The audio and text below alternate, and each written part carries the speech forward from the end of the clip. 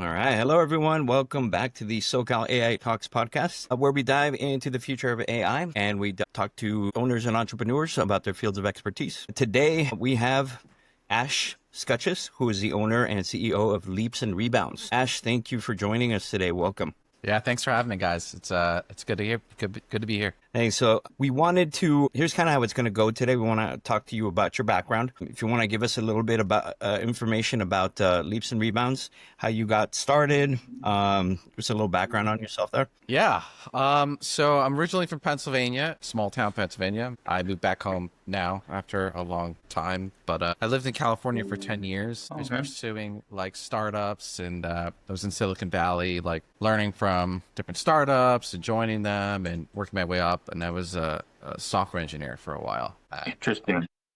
Yeah. And I worked for a bunch of little startups that got acquired or purchased or shuffled around. And ultimately, I ended up working at a company called DocuSign. They acquired a little startup called Estate Assist, which was like the idea of the concept was like a digital lockbox so that when you pass away, your loved ones don't have to deal with all the accounts and canceling stuff, and which can be the founder, his mother passed away and they couldn't even grieve because they had to deal with all these bank accounts and estates and Netflix and calling them up, and it's painful every time. So this is was an idea. DocuSign wanted to bring that on board, so we got acquired and we ended up there, and we went from this like little startup to this like big corporate monstrosity. It was pretty awesome, but also like a lot. And then I walked away from all that stock and everything and wanted to go do my own thing. I walked away from hundreds of thousands of dollars in stock,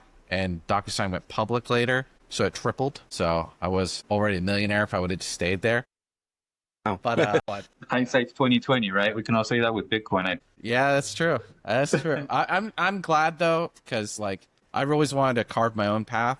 And it definitely was much harder to kind of quit and do your own thing. And if anyone's listening and they're like thinking about it, like, you just have to kind of just do it and you'll figure it out. You got to take that leap. Yeah, leaps. Yeah, there you go.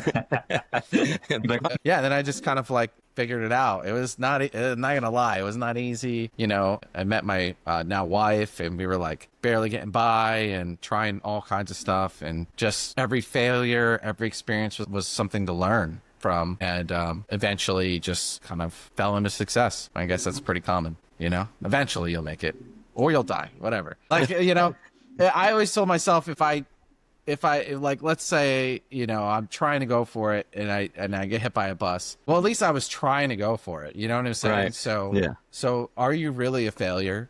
Not really. So as long as you keep with it, you'll eventually get there. It doesn't matter how long it takes or how hard it was or whatever.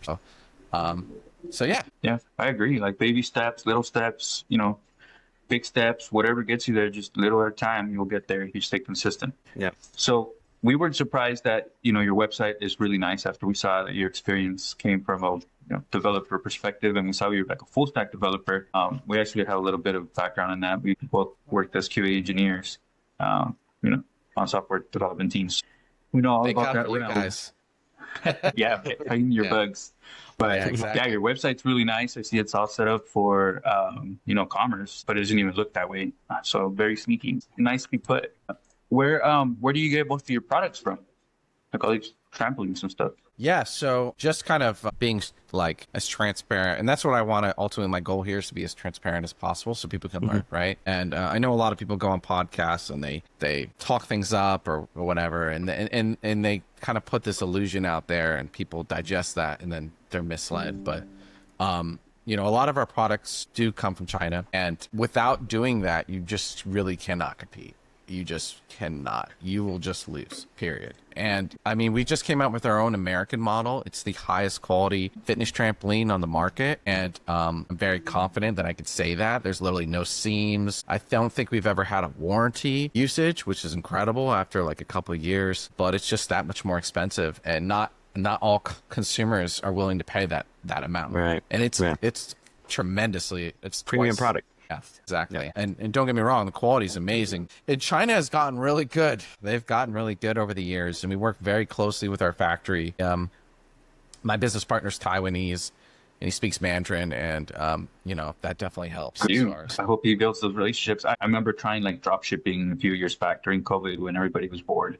I'm like, oh, let's try this drop shipping stuff. And I built relationships with suppliers in China, and I see the competition. It's such crazy competition on prices and the choices that are out there. I was also watching this documentary around, because because of the tariffs, there's all this talk about, bringing stuff back here. But there's some stuff that, like you said, China's gotten so good that we literally can't machine it anymore here in the US, so yeah. Kind of an interesting perspective when you talk about suppliers. yeah, I mean, ultimately, whether what your politics are or whatever, we can all agree that it'd be nice to get things made here, right, in America and have those jobs. But we don't really have the infrastructure as much anymore. And without America itself fully helping these companies, they need love, they need support, because the Chinese government helps their companies. And it's just something that as a key e-commerce person you have to deal with. And it's been so long, you just kind of accept things. Like, for instance, if a Chinese company rips off your product and they come to the market, you can't do anything about that to the Chinese company. They're immune. But what you can do is you can go after the companies that do pop up here in America. But those Chinese manufacturers are still in the back trying to sell that stuff. And so it's a constant battle. And it's just, it'd be nice to have a level playing field and play fair. But something I've learned is, like, in business, people don't play fair. They don't play nice, Yeah. And it's about having leverage, and whether that's legally or financially or whatever, it's all about leverage and relationships. So I also noticed on your website, so besides selling trampolines, you also provide your customers with workouts, like low impact workouts, right? So what sparked that idea, first of all, for your Leaps and Rebounds, right? And how do you think the home fitness space has evolved post-pandemic? yeah.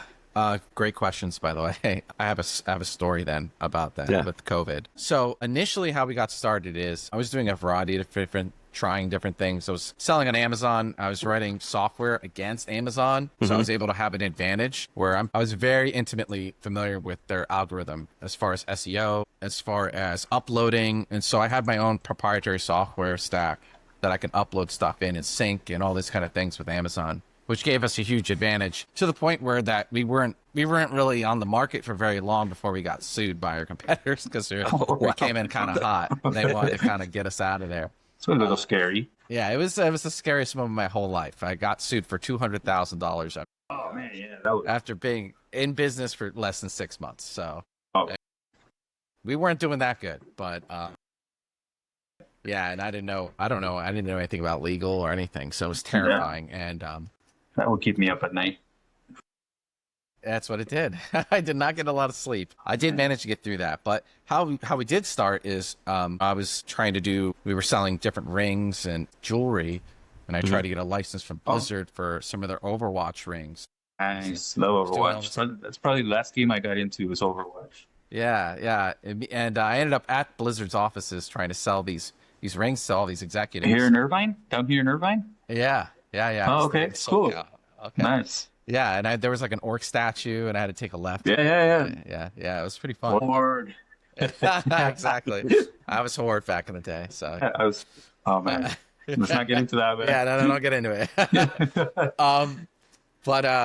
But yeah, and I remember like trying to see like, you guys enforce your licenses, and I had Amazon up, and I was scrolling through, and there's all this Overwatch merchandise, and there's all these like, like girls with butts, you know what I'm talking about? Yeah.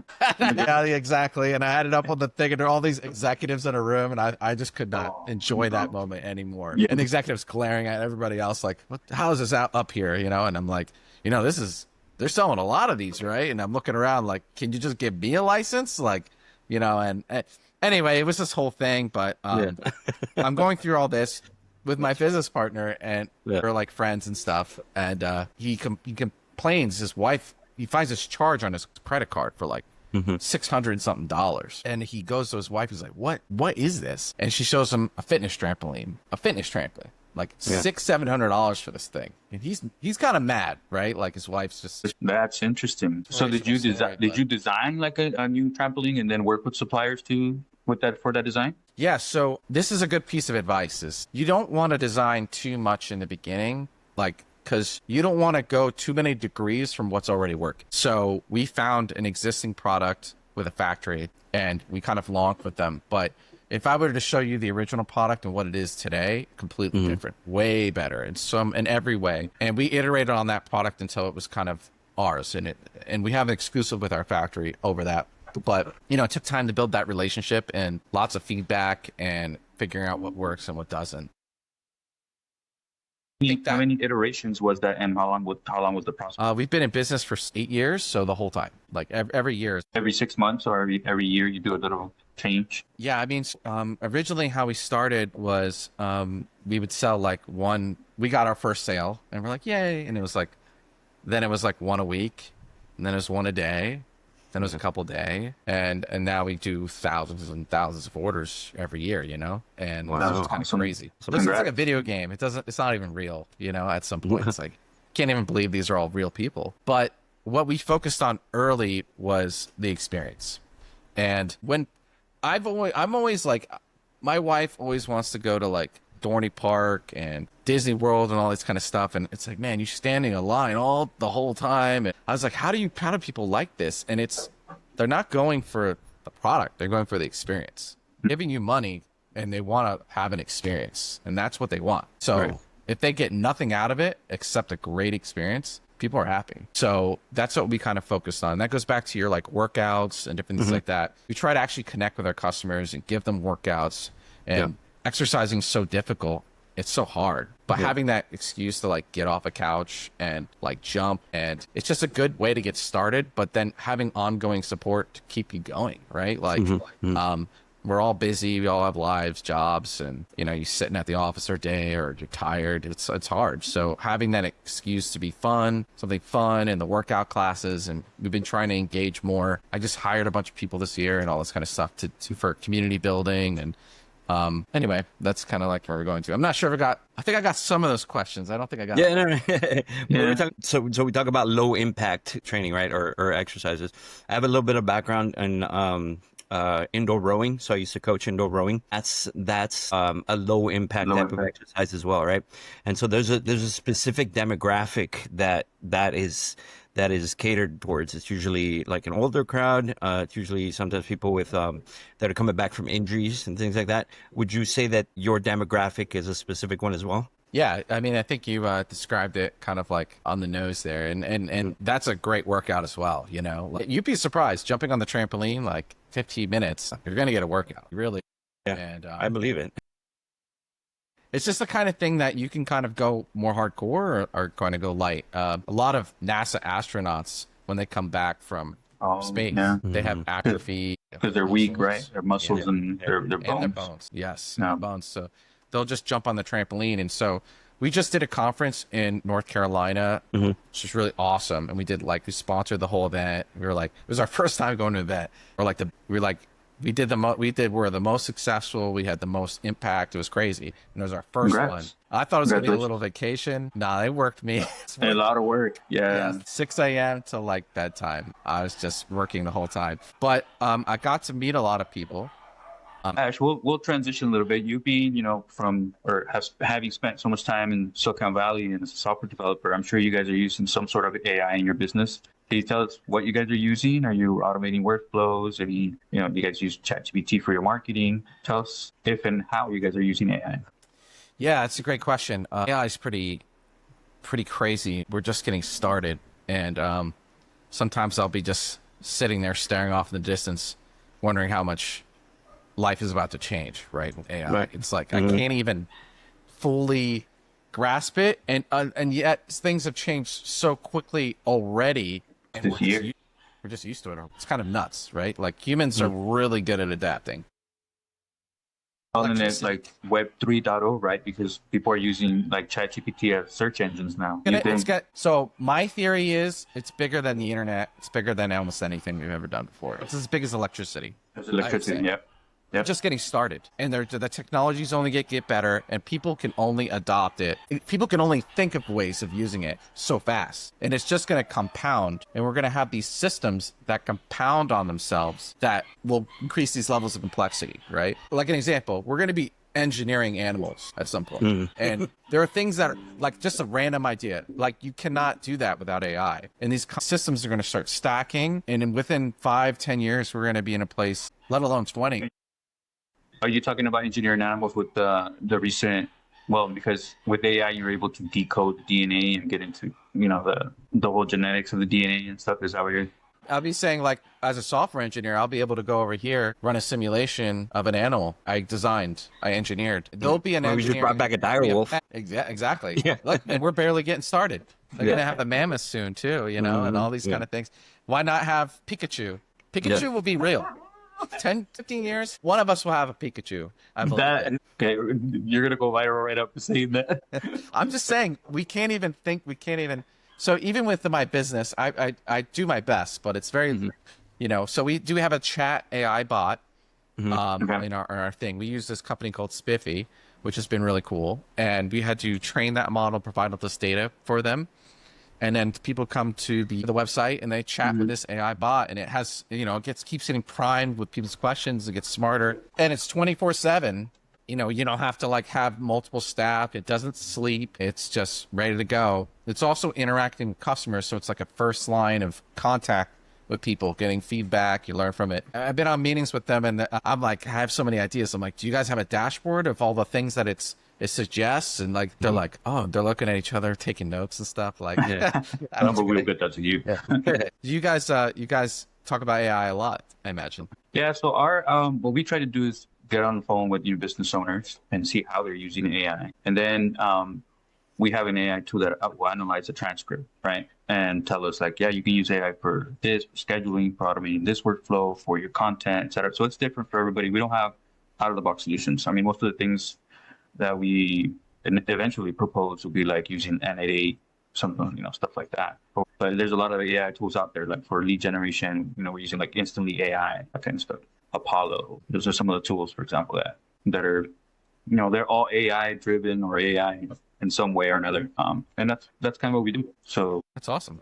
Yeah. I've used it a lot. I actually used it for a legal dispute. I had a legal dispute with some contractors, and they had a contract. And instead of hiring a lawyer, I just pumped it into ChatGPT, and it was like.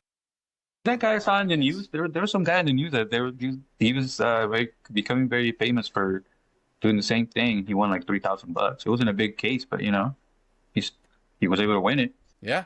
I literally was it was based on the contract, you have a 40% blah, blah, blah. You should push back like this. And I was like, oh, can you just draft me an email? And I just copy pasted it and sent it. And That's funny. And I won. It sounded so smart, and they're intimidated, so they just gave up. I had my car towed from a parking lot that I wasn't supposed to park in, right?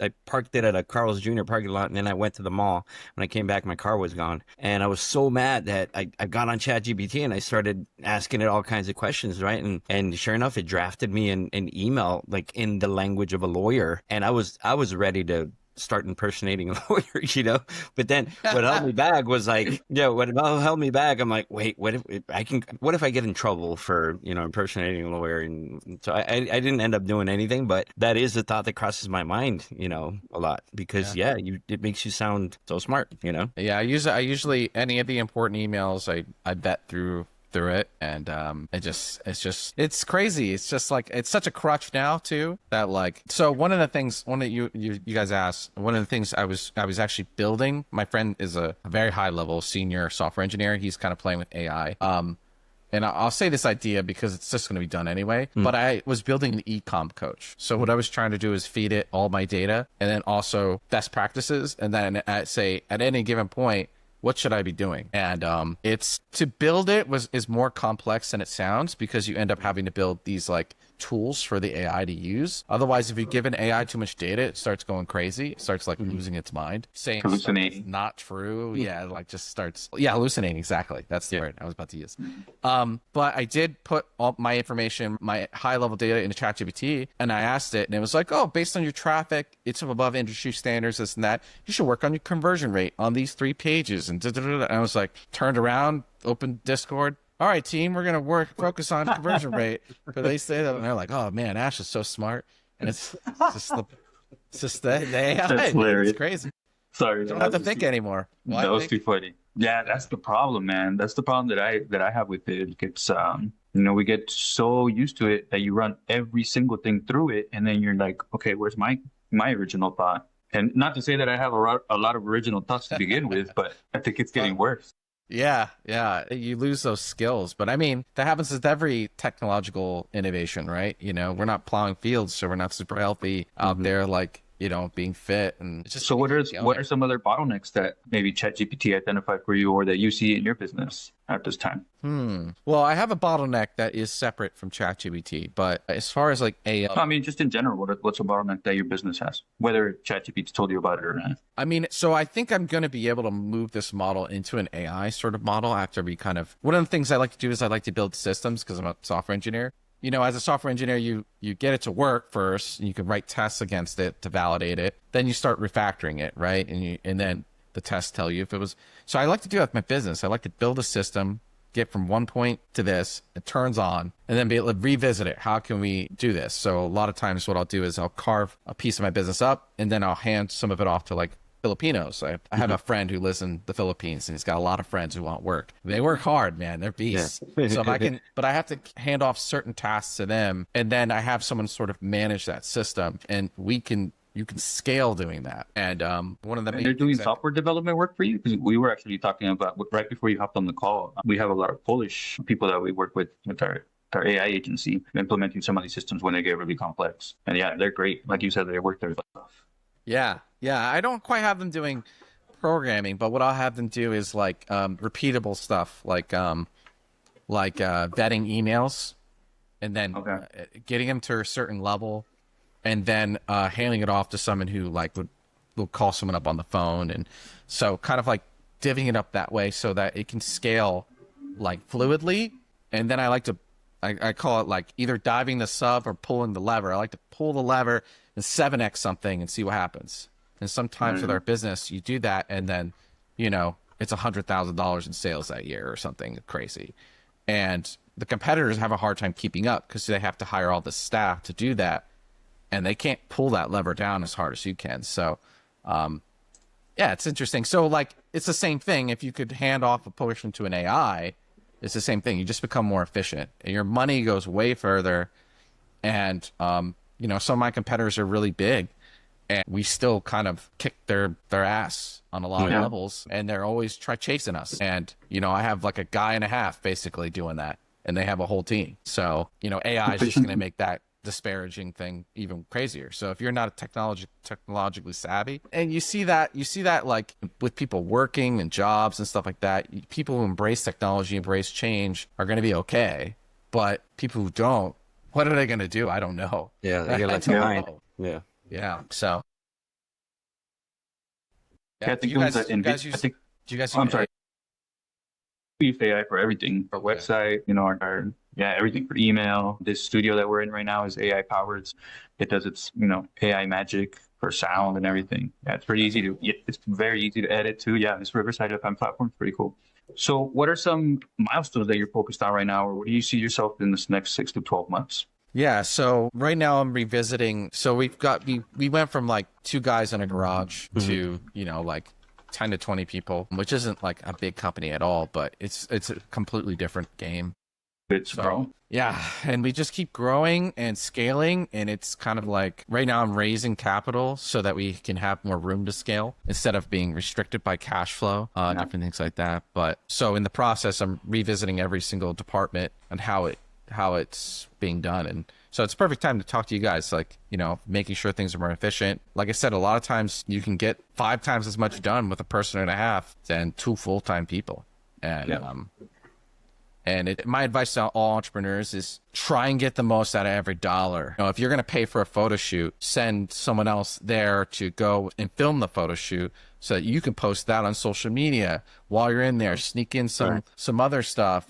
Behind the scenes stuff, right? Yeah, just squeeze every drop out of everything you can do all the time, and with different combinations of complexity, and those combinations pay off way more than just the one-off. And a lot of people just kind of want to clock in, turn their brain off, and I try to train my team to be like clever and smart, and I reward them for it. If you only did an hour of work the whole week, but you did 5 times as much, I'm not gonna the mistake a lot of people make is keep, I want more. Around, yeah. They punish him for doing a good job. Exactly. And are you still in Scottsdale? No, I'm in Pennsylvania now. I bought a You're in house. So, Oh, I was just looking at your LinkedIn and it said you were in Scottsdale. I'm like, nah, you said Pennsylvania at the beginning. I haven't updated that in a long time.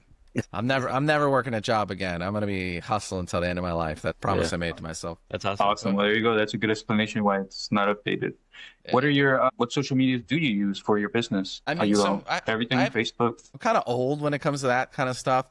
My wife ran our social media platform. She loved taking pictures of our food. That was like every time we go out, I'm like, as soon as the meal comes out, I'm like, she's gonna take a picture of it. It looks super. But you guys have a very good following on YouTube. You guys, over 4,000 subscribers and plenty of videos. So she does all this. Your wife does all this. No, I have a team now. Okay. Working on it. We literally were just talking about YouTube and the strategy. So that's you asked what we're working on this year. That's kind of what we're working on, like content, community, making contact with people wherever we can on all the different platforms. Yeah. So you Definitely need a presence everywhere. Yeah.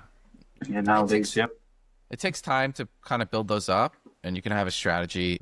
I have a friend who has like a Pokemon YouTube channel. He has like 500,000 subscribers. Wow. Yeah, he just does Pokemon all day. I mean, he's losing his mind. He's been doing Pokemon for a decade, but He's losing his. Hey, He's gonna be the one thinking about. Yeah, I would be thinking about. yeah. Engineering that Pikachu for a while. That's going to be on my mind for a while. Hey guys, this is my first. Welcome, I'm the first YouTuber to get a Pikachu, and then Pikachu's like, The real it's thing. like, it's not like ready yet. He's like, oh, I got Pikachu. That's funny. Well, Ash, we are approaching time here. This has been super insightful. It was really, really nice to get to know you, get to understand your business. So we want to be mindful of your time. But before we end, we want to give you an opportunity to let our audience know where they can find you, your website name, any information you want to give them out there to reach you, to reach your product. Feel free to let us know here. Awesome. Thanks, man. Thank you guys for having me on. It's been really awesome talking to you guys. I'll have to keep following. I'd love to hear more. Where it's a new frontier. We're going to have to figure it out together. Yeah, for sure. Yeah, so what'll happen next, like Luis mentioned, he was mentioning earlier that we're going to use the transcript of this. We're going to run it through our AI system, and it's going to analyze the call and see if there's any opportunity partners. Yeah. And we'll send that to you absolutely free as a thank you for being our guest on our channel today. From there we'll stay in touch and let us know if there's anything that we can help you with there. Partner up with. Sounds good.